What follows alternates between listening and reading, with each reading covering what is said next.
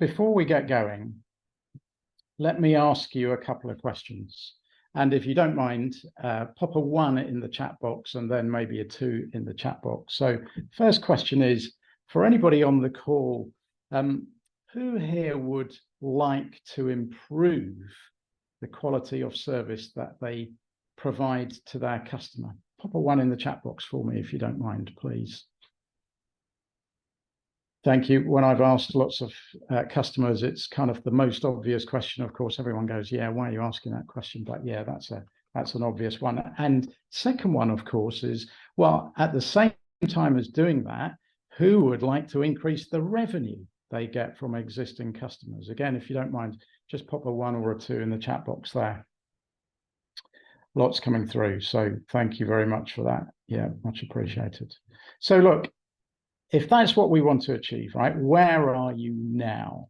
Well, maybe your organization, like so many, has become very fragmented over the years through multiple rounds of outsourcing or right-shoring or managed services or new products and services that you've brought to market, perhaps in a bit of an ad hoc way. Perhaps you've thrown a lot of technology at the problem and you've implemented lots of systems and solutions, but that's not really achieving the purpose that you want. Potentially, you've got lots of great suppliers on board. In fact, some of the best in the market, and some of them might even be integrating their services with yours to deliver great service to your customer and new innovative solutions. And possibly, you've run through lots of different initiatives, maybe customer improvement initiatives, maybe NPS improvement initiatives, voice of the customer programs, and so on, lots of different initiatives. But actually, you know, something still eludes you. So if that's where you are today, where do you want to be? Well, imagine this. Imagine reading letters, emails, taking phone calls from your customers directly, who are thanking you authentically for the great service that your organization has delivered to them and the impact that it's actually had on their organization, maybe themselves and their families even.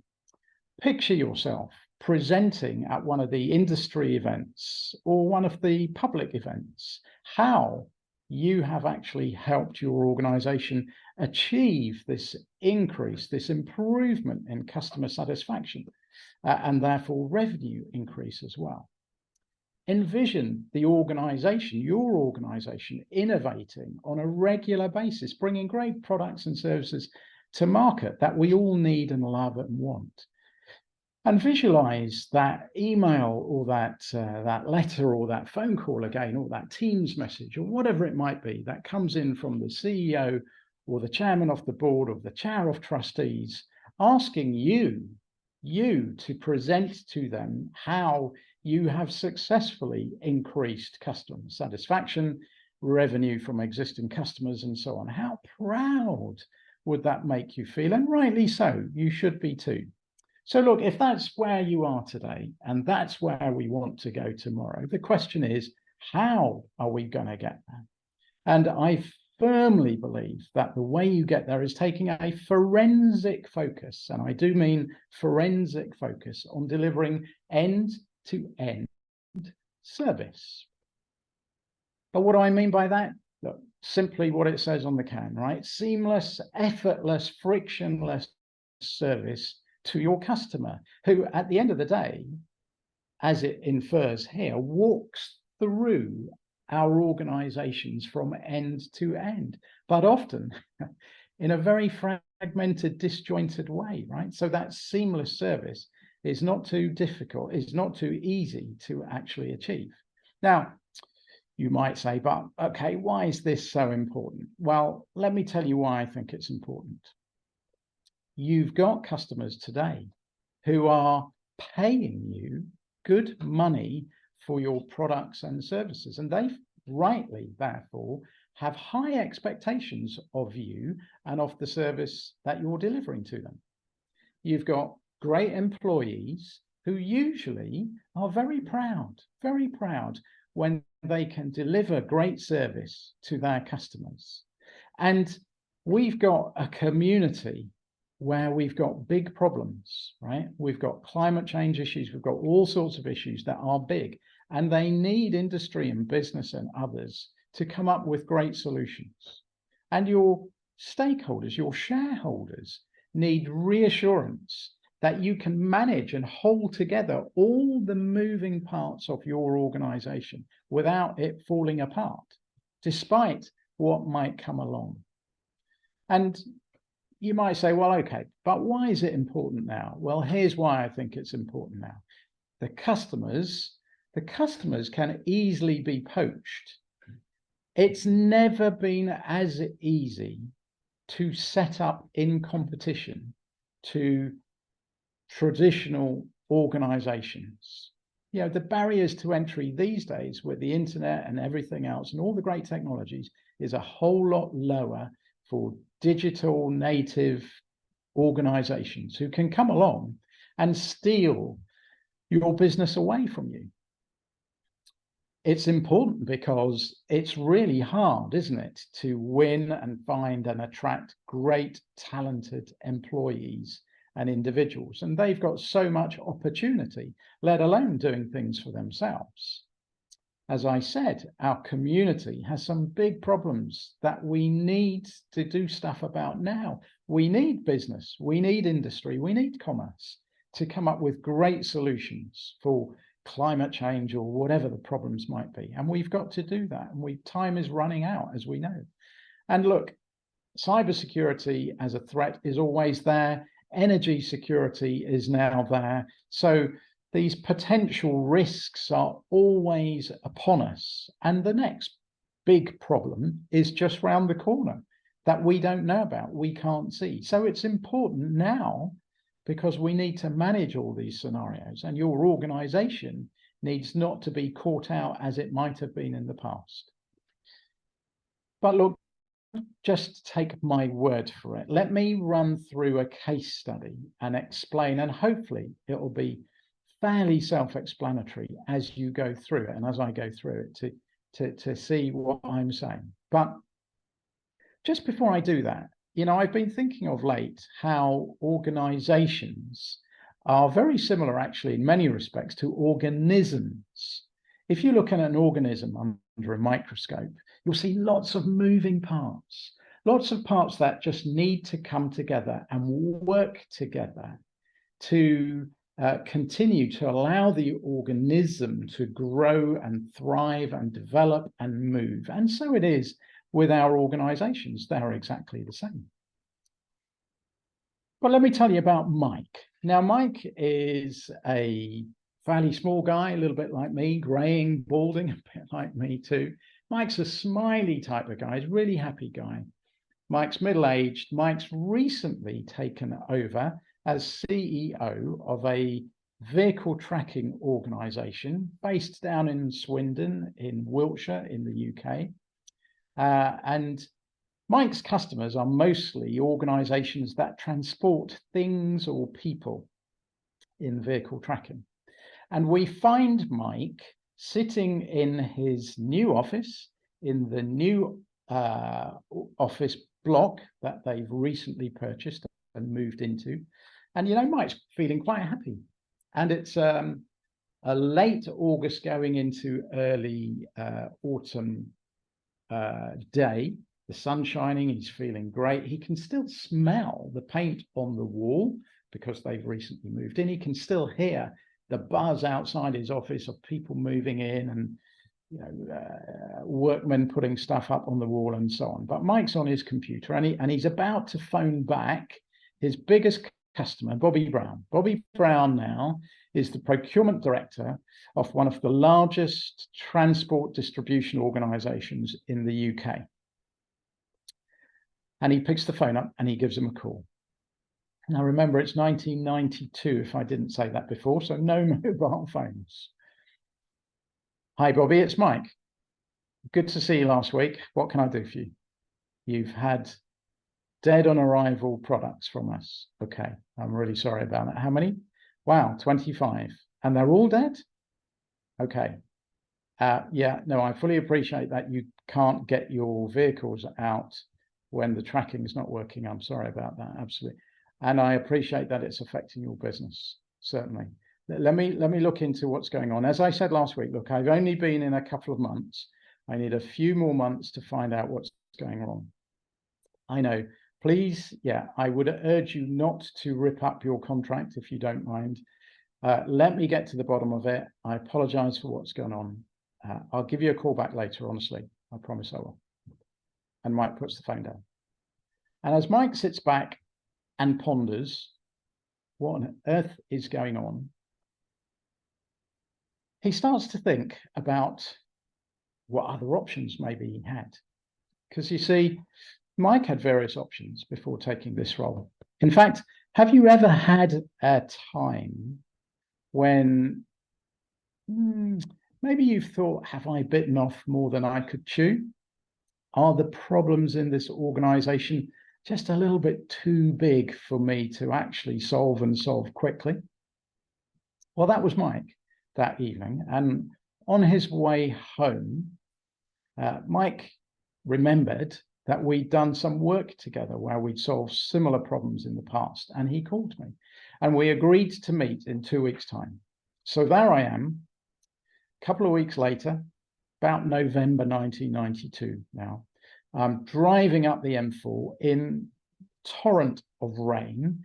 You know, the rain that is just lashing down, coming sideways at you, and everybody slowed down a little bit on the motorway.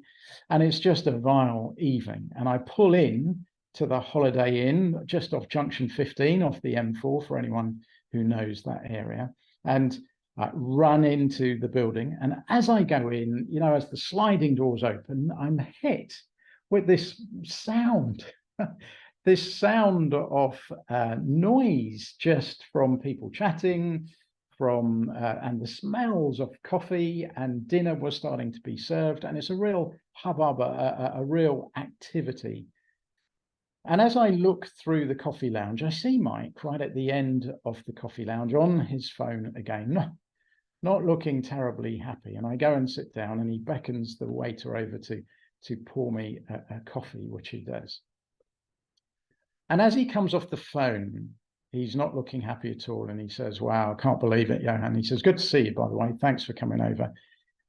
I've just lost my biggest customer. Honestly, what am I doing here? My biggest customer has just terminated their contract. Johann, I don't know what to do. I've been around the houses in the organization. I go talk to the product teams, the engineering teams, the smart guys. Oh, Mike, it's nothing to do with us, mate. Nothing to do with us. We've developed the best product. It's got the latest technology. It's got the greatest chips in it. We developed this. We are the market leaders in this world. What are you coming talking to us for? It's got to be the manufacturers. When we send the designs down to them, they probably don't incorporate it properly. So Mike goes wandering off to the third-party manufacturers, asks them the same question. Well, Mike, if you ask me, it's all your engineering problem, because, you know, we're doing a run of locators. We're doing 500, 1,000 at a time, and they're sending new designs through. And they expect us to stop the production run and actually make the changes. I mean, get real, for goodness sake. But listen, because we've known of some of these problems, of late, we've been testing every single one that comes off the batch and every single one that comes off the line, and they've been fine as they've gone out of the factory. So I don't know. Go ask your installers. What's going on, guys, in the installed base? What do you do when you get to site? Well, Mike, if I had £1 for every product that went wrong and every embarrassing conversation I'm having with your customers, these are your customers, not me, not mine, and I'm getting it in the ear, I'd be rich by now. I'm sick of working with your organization. And your customer support guys are hopeless when I phone them up. They don't know anything. Customer support team, what's going on, guys? Can anybody give me any idea what's happening? Mike, I'm really sorry, but nobody tells me anything. I don't even know when the installers are going to turn up. The first I know is when they phone and they want to make live one of these things and it doesn't work. Nobody tells me anything.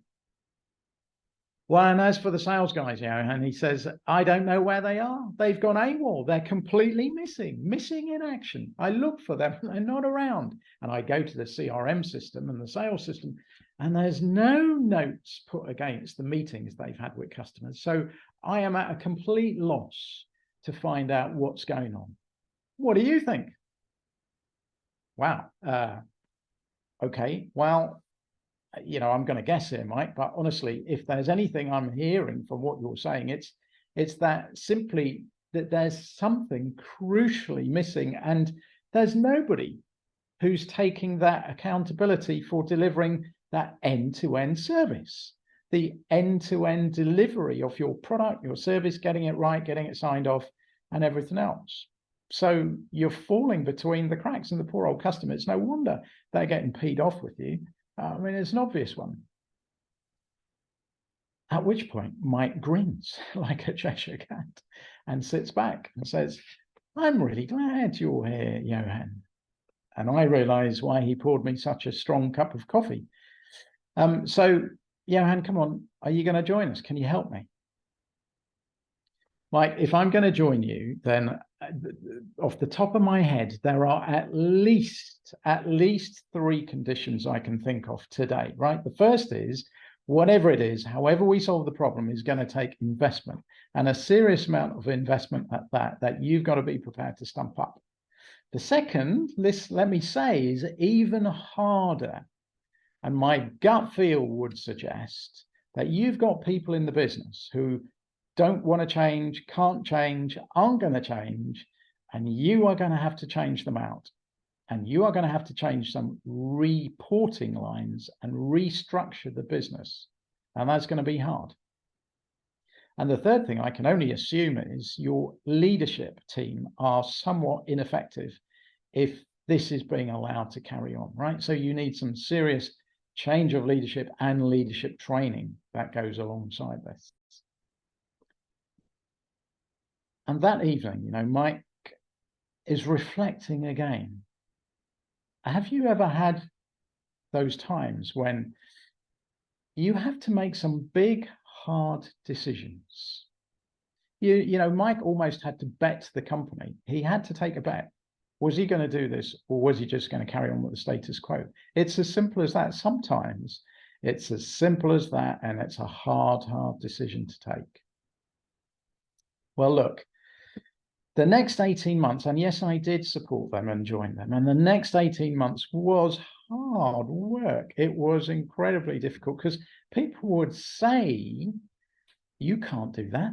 You can't possibly do that. You can't build up more stock off locating units. You're just going to wipe out our cash flow. You can't introduce a comprehensive product testing process where you've got alpha and beta products out there and customers testing it. And you can't do that. It's just going to slow down, our throughput and our opportunity in the market, which we're trying to seize right now. You can't bring on, who on earth do you think you are? Do you think you're going to bring on a new manufacturer in just 3 months? Seriously, who do you think you are? You can't do that. But little by little, and it was small steps, particularly in our teams and then the rest of the organization, things started to change.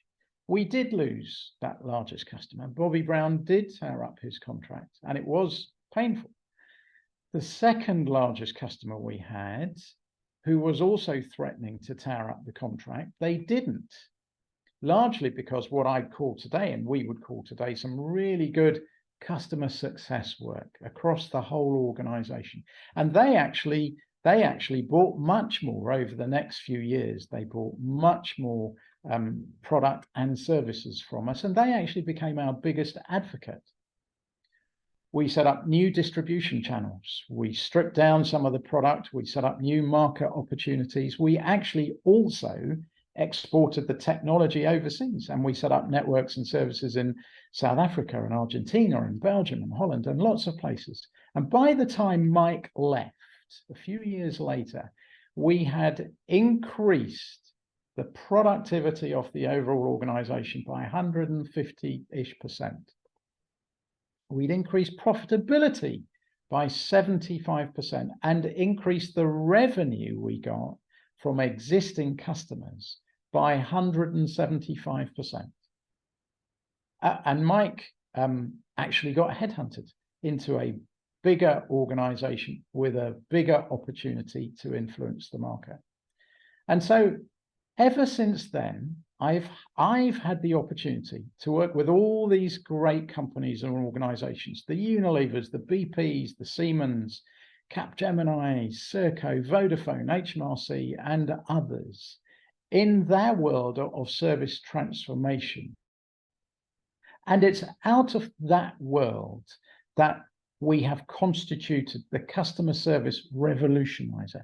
It's all of those 35 years worth of experience baked into a model that I will now like to take you through. And I'll introduce you to a few of the areas in particular. But just before I do, I go back to that thought process around the organization and the organism. And we know, don't we, and we've all had various experience, that organisms can sometimes become somewhat diseased and they don't function as well. And the only way sometimes to get them back into a steady state of health is actually to make some root and branch changes and cut things out, make hard decisions, but get back onto that journey towards good health and good growth and good movement forward. So let me tell you more about the customer service revolutionizer. And let me start at the beginning. Why not? At the origins. Well, what do I mean by the origin? Well, I basically mean, the basic definitions around service, whether it's customer service, managed service, what is it? Here's what I found over many years. Many organizations are quite confused by what they mean by service, whether it's enterprise service, service delivery, service provision, service integration, managed service, customer service, fields, whatever type of service it is, okay? And the service strategy is not joined up, and it certainly isn't joined up to the business strategy. So what I find is an organization that are often confused. They don't have a coherent strategy around service delivery to their customer. They're sometimes too focused on products, not value, and they're not sure why this thing called service is actually so important. Quite often they've got we've got a service department that sits somewhere in the corner. Well, that's no good. It's certainly no good anymore. And the consequence of that is that they are not often meeting the needs of their customers. So organizations that I work with, they look at their story. This is not cookie cutter. This is their specific story of how they deliver successful service. And in doing so, the advantage of doing that is they get clarity and focus. They look at innovative ways and what really matters. And subsequently, they increase and improve customer satisfaction by doing that advocacy and revenue. Next, they get to focus on objectives. And what do I mean by that? Well, actually higher level impacts that organizations can bring to people, society, communities for a better world, right? And the consequence of not doing that is that they miss some of the new trends in the market around service and sustainability and the drive towards delivering everything as a service and delivering outcomes, for example. And as a consequence, they can get left behind and miss opportunities for new business models, new revenue models, new ventures, and so on. So clients who I work with who focus on the cosmic, the wider change challenge, they get to understand and focus the bigger impact. They lift their head above the detail and the day-to-day dross of what they're doing, and focus on innovation and reducing cost to serve and all great things like that. Then we get to talk about the order. What I mean by that is that in every movement from A to Z, there is a sequence of steps that actually must be taken in order to layer benefit upon benefit. You know, the reality is nobody can jump from where they are today to where they are tomorrow overnight. And what I find is too many organizations still try and do that. They still try and jump on the bandwagon. They implement new system or new technology. And frankly, they think it's too simple to be able to achieve the outcomes overnight. And consequently, they actually realize less than they could realize if they focused a little bit more. They waste time, a lot of time and effort and resources. And actually, it's quite often nothing changes. And people are left frustrated and disillusioned, and they're not going anywhere. So clients who attend our Service Revolution Masterclass, for example, they get to focus on the next generation service maturity model, recognizing there is a sequence of steps that they must take. And by doing that, they continue to layer and benefit from value upon value. They build foundations for their organization for the future. They have successful transformations. They increase capability across the organization. They then start to look at how can we orchestrate this improvement around the organization. And by this, I mean the coordination of all those millions of activities, all the aspects of any organizational operation that has to be coordinated across the ecosystem, like the stuff that Mike was suffering with and his organization was suffering with. That all needs to be orchestrated and then ideally automated. How can they exploit new technologies? Because again, what too many organizations have, and I hope your organization doesn't, but many, many, many organizations, frankly, have too many manual processes, too many disparate systems, and therefore they can't share data, they can't share insights. You know, there's nothing smooth about the journey, and the process satisfaction, both internally as well as with their customers, just disintegrates, and they're losing revenue. So clients who work with us on what I call the controlling mind approach actually get to benefit from a more joined up organization that improves efficiency, it improves effectiveness, it improves that capability, it improves sustainability of new ways of working and new transformations.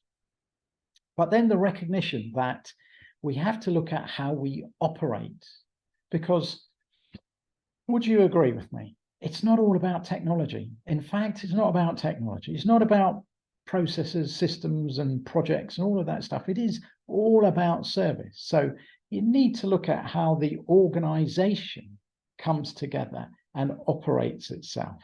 And those who don't, too many organizations, they don't consider the whole of the organization when they're running and driving new initiatives. And therefore their approach is too small. Consequently, their results are too small, they're too short, they're wasting time, effort, and money again. And those great service improvement programs, they kind of fail, they fall short. So organizations I work with, we look at a holistic operating framework. And therefore, in looking at all areas of the business that needs to change, they then get to see and they get to benefit from increasing productivity, like that case study, and increasing profitability and greater teamwork and faster time to value. They get to observe themselves. What do I mean? Well, simply put, a current state assessment, if you like, against what they should be doing, which they're now learning. Again, instead, what organizations often do is they just dive in and they expect huge returns, and it's not realistic. And they're not working from the truth of how the organization exists today. So consequently, they risk starting at the wrong point and therefore never quite arriving at the point that they want to. and they're not achieving the step changes that are needed. So clients who come on the Service Revolution Masterclass, they get to audit themselves around their business services. And therefore, the advantage of doing that is they start from a position of truth and honesty. They can make better informed decisions. They achieve more in less time. And having done the audit and the observe, they then get to organize or reorganize themselves. Now, remember the bridge. How do they get from where they are today to where they want to be tomorrow? They try and do everything overnight, as I've said before, and they jump on fads and bandwagons, and suppliers have great ideas, but it's not realistic. And they risk the success of the whole transformation, which often costs a fortune. So clients who focus on that service gap and the bridge building between today and tomorrow really get to identify the manageable steps, chunk it down. They get to be able to adapt to life changes as these things come along, because of course they do. They get to plan and manage their resources better, and the probability of success, therefore, is much, much higher. And finally, lastly, but by no means leastly, they focus on the outcome. They stay focused on the outcome right from the beginning, right from the origin, all the way through. And they focus on what they've defined in their story of successful service. Too many organizations, again, they get distracted and they lose their way and they miss out on the value because they take their eye off the ball. So those who work on the business value and the service value realizer, they really get to watch for the pitfalls and they see them coming. They're able to adapt and keep moving, for goodness sake. Keep moving, keep focusing on what's real. And they get to finally deliver real world change, whether it's for their customer, for themselves, of their organization, for the society as a whole. But here's the most important thing, if there's anything else that I want you to take away from this webinar, this presentation, right? That all of these aspects of the customer service revolutionizer have to come together. They have to work together in order for the outcomes to be realized. It's an obvious one, isn't it? But if one of those aspects is missing, the outcomes aren't achieved.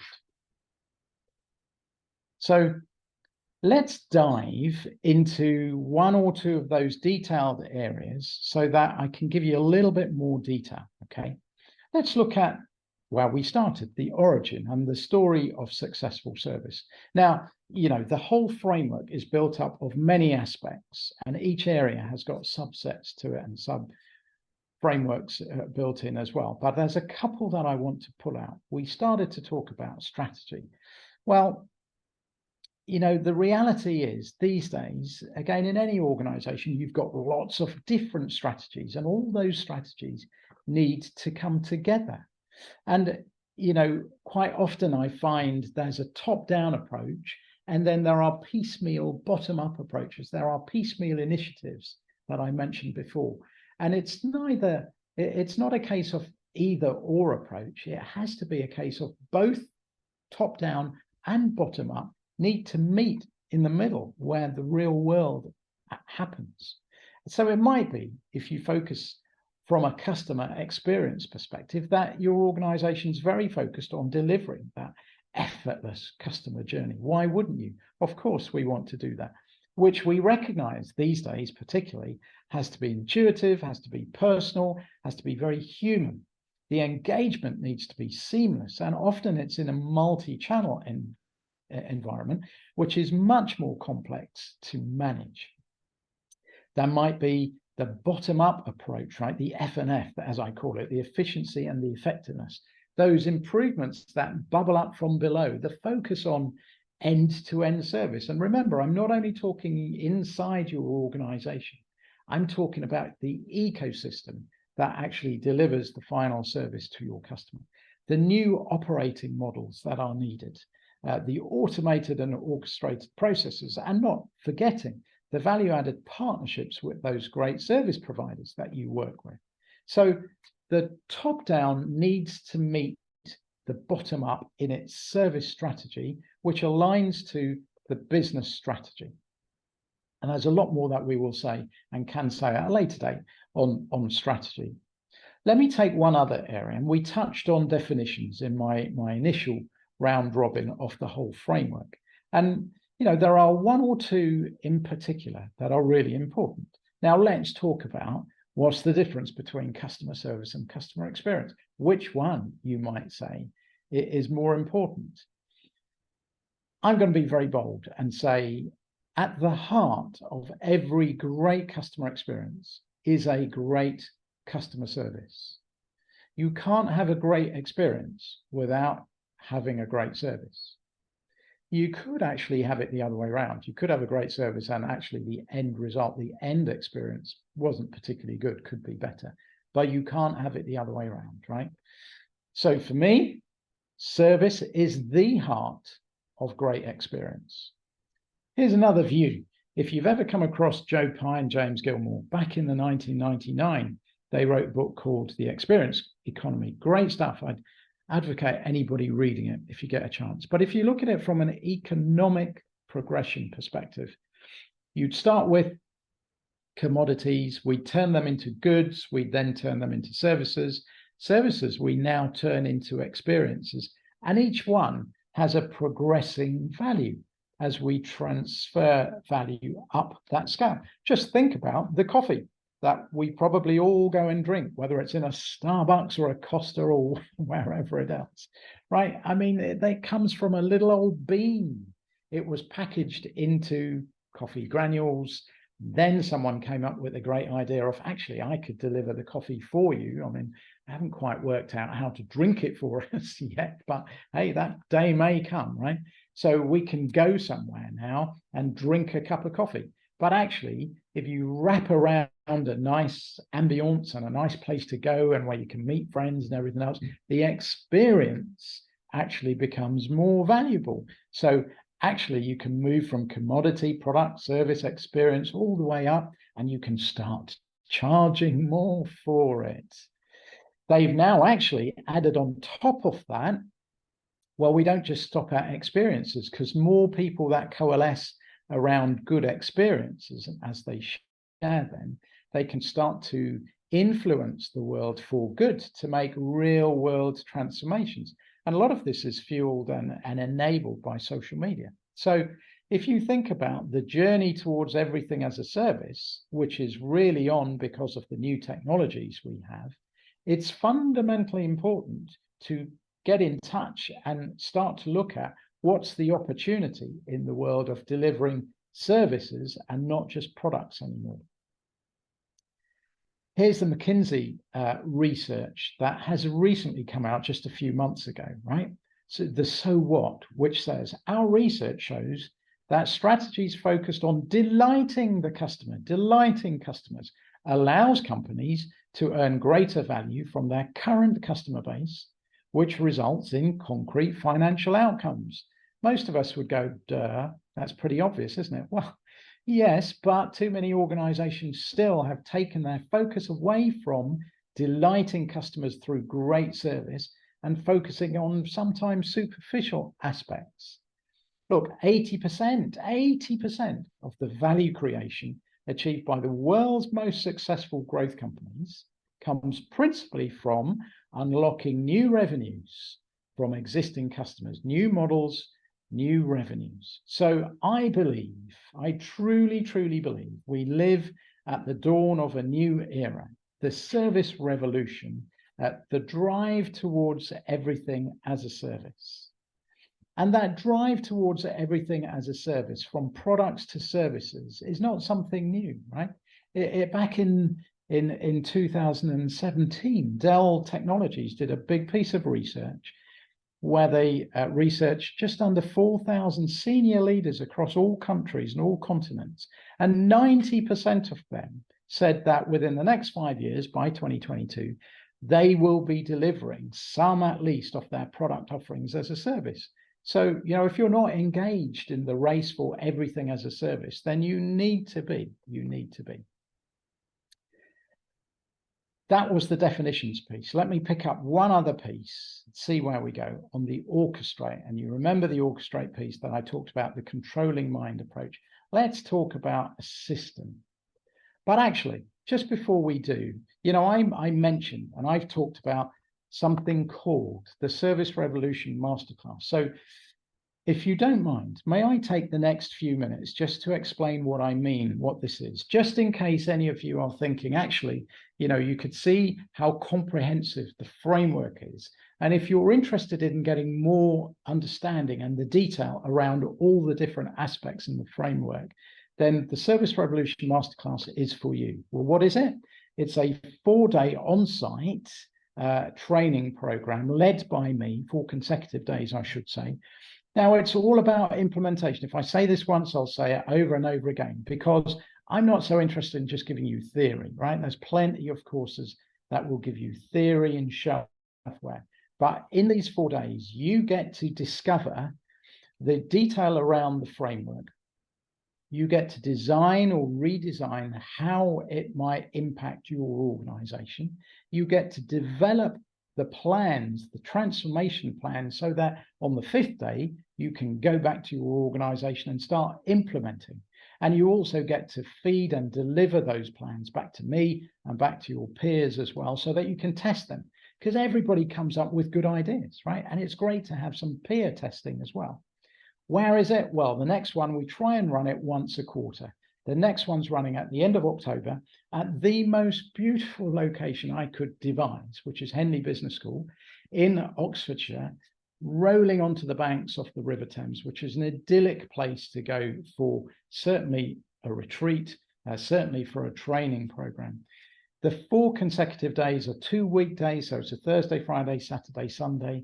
We know how difficult it is for senior organization members to take 4 days out of a business week, right? So we've split it. We run 8:30 to 5:30. We have plenty of breaks for doing emails, answering the phone calls, all of that good stuff. Who is it for? Well, it's for you if you want to deliver outstanding service to your customers. You know you can improve current levels of service, and you need to increase the agility and the resilience of your organization. And you do so without increasing operational costs. And crucially, you have the budget, the responsibility, and the power to make the changes. You might want to get more out of your third parties. You might need to upskill your leadership team. And maybe the best part, maybe you can avoid unnecessary, expensive consulting fees. But who isn't it for? And let me be honest about this. Those who think they're already delivering great service to your customers, and there's nothing more you need to do to be successful. It's not for you. If you're looking for a standard customer service course, that's not for you either. There are plenty out there. Even if you're just interested in gaining knowledge, remember, forgive me, but I don't want you to take something and put it on the shelf and never implement anything. I've spent 35 years in this world implementing stuff, and that's what I want to help you achieve, and you can. So it's not for you if you're scared of putting stuff into practice, okay? But it really, really, really is for you if you want to significantly increase that revenue, remember, from existing customers, whilst reducing the overall cost to serve, improving your profitability, reducing risk across your organization, simplifying your ways of working. Let me be clear, what you will experience on the 4 days is completely unique because it's been honed and refined from my knowledge over the years working in the space of service transformation with some of those large, small, and medium clients and organizations. I have been that CXO business leader and consultant advisor in businesses working in many industries across the UK and Europe. And this means you're getting something pragmatic, something down to earth, something that will help you, because I'm interested in helping you transform your business to deliver the great outcomes. So remember, it's all about implementation. It's the 4 days, it's at the end of October, and I'll tell you a little bit more at the end. The training is led by me personally. It's held just outside London. The best part is, in addition to those 4 days training, you also get the full set of live event videos. So we'll record it, you'll get those. You'll get new material as I develop it and push it back into the course over the year. And the great thing, of course, with online training is you can do it anywhere, right? You can review what we did in those four days anywhere, at your time, at your pace, at your convenience. And you get all of that extra for free. So look, again, I always want to say, don't just listen to me, right? I could spout on forever, but here's what some of our clients have said recently, given us lots of useful information to incorporate into companies. Extremely necessary topic. Eula was particularly talking about everything as a service that they want to implement. Here's Roddy, who I worked with at BP. Johann's expertise, practical advice proved invaluable, ensuring we avoided, remember those pitfalls, and maximize the impact of transformation. Rob at Serco, Johann helped us achieve something we'd never done before. We stood up a new way of working within a few short weeks, 100% focused around the quality of service we were delivering to our customer. Or Mike at National Grid, who I helped clarify exactly what he needed to do in the order and how he needed in order to upskill his team, his organization, to deliver better service and faster. John, who's CEO, I keep coming back to Johann for advice and guidance, knowing that his words may not always be what I want to hear, but they will be the truth and the advice will ring true. Or as Said says, Johann's a true subject matter expert in the field of service transformation, understanding a multitude of industry-specific business challenges.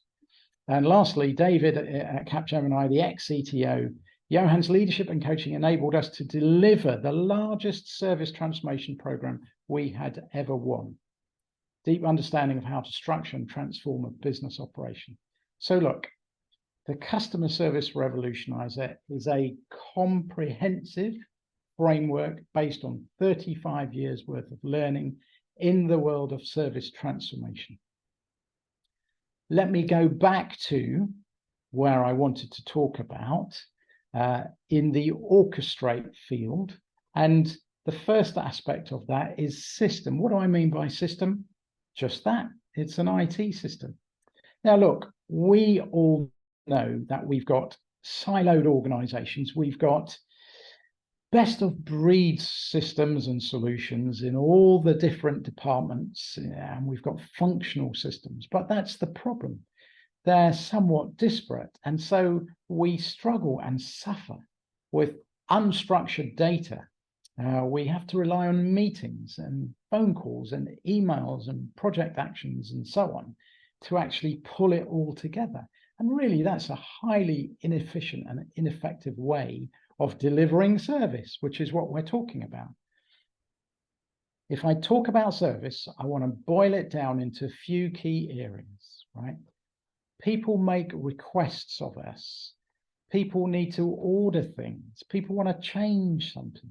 Something might have gone wrong and they need a fix, or they need some information about stuff. So we need to get away from that unstructured data and really get into the world of workflow management, where that whole processes and infrastructure can come around each department and what each department does within itself. And organizations that have implemented the IT system, the enterprise service management platform, have started to join up their disparate organization. Many of them, when they've switched it on, even internally within the internal silos, have benefited from up to 40% improvement in productivity. I mean, that's massive. That's massive, just by joining up your internal department and then joining up your organization. That's why I call it the controlling mind approach. This system needs to orchestrate, needs to manage and control all the activities across the ecosystem in order to deliver that end-to-end service. Having talked about system, let me talk briefly about the landscape. What do I mean by that? I mean just that. What is the landscape that this system fits into? Well, this is very, very simplistic. But if we think about front office and a back office, a customer relationship management, enterprise resource planning, and myriad of systems and platforms that sit within that whole construct, right? How does this all join together? Well, the enterprise service management platform is just that. It joins up front office, back office, all aspects of the organization to deliver, again, that end-to-end, seamless, frictionless, delightful service to the customer. So integration and automation in the pursuit of great service. It's not automation for the sake of it. There are many, many implementations and programs out there that just do and done automation for the sake of it, that are not producing the returns that organizations need and want. That's what I mean by the orchestration around systems, landscape, and there's other areas and activities around that as well that we can come on to at a later date, and even at that Service Revolution Masterclass if you want to. So if I was to summarize, I would say, what are the key takeaways, right? If you've seen anything that I say in public, you will know that my mantra is, it's all about service. That means, for me, it's not about technology. I have lived and breathed in the world of technology for forever, probably. I mean, my first qualification was in technology, right? So don't get me wrong. I love technology. I do. I love the new technologies that are there, augmented reality, virtual reality, but I don't give a monkeys about the technology, because as a consumer, guess what? I don't buy your technology. I don't buy your systems, your applications, your projects, your products, your integrations, your solutions. Don't care. Don't buy them. I don't buy them. I buy your service and the outcomes that I can achieve from using your products and using the service. Remember the coffee, actually, because I'm lazy and I'm a little bit more affluent than other parts of the world, I can afford to pay somebody to pour the coffee for me, and I enjoy the service that I get from it. So it's all about service. It's not about anything else for me. It is about delighting your existing customers. You know, we've taken the focus off delighting customer service. We've moved it onto customer experience, and we've, it's a bit like the eye in Lord of the Rings. It's shifted its focus to customer experience. And I'm all for customer experience, don't get me wrong. But when you focus too heavily on customer experience, and frankly, you've got a whole new industry that has developed around customer experience with some people who just don't know what they're talking about. They've never lived in the world of real service and delivering real service first. When you take your eye off the ball, you suddenly drift away from delivering outstanding service. And that is the heart of any great experience. So delighting existing customers, as is obvious and proven in case studies and McKinsey's research and other, delighting existing customers does have the effect of increasing the revenues that you will get. It's an obvious one. I want you to remember that there's a drive and a trend on towards delivering those products now as services. And with the drive into the world of IoT, there's a huge amount of opportunity to take a product, I'm being really simplistic here, put a sensor, several sensors in the product, get it out in the field, and now start capturing data around how the customer is actually using your product.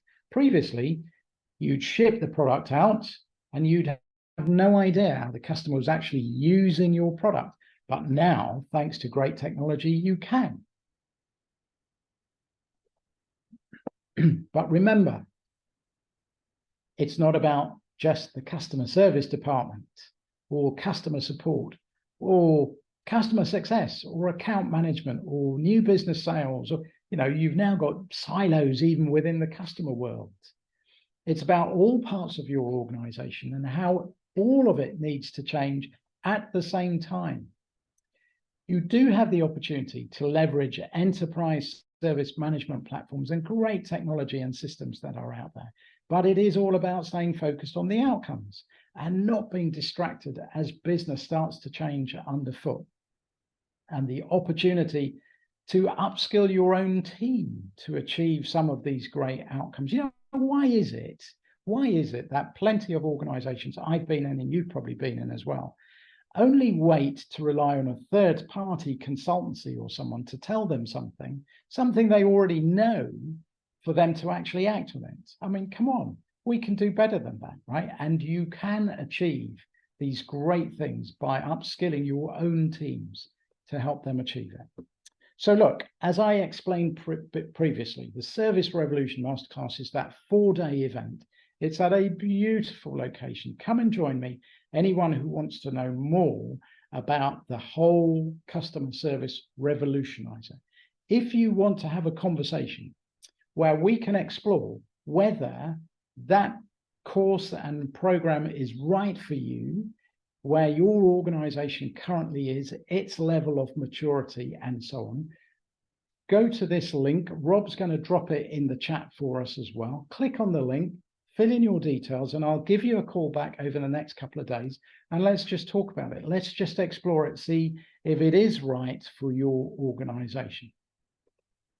And remember, at the end of the day, it's all about service. And at that point in time, Rob, I'm going to hand back to you. Thanks very much. Thanks very much, Johann. That was a great webinar. There was lots of really great information in there.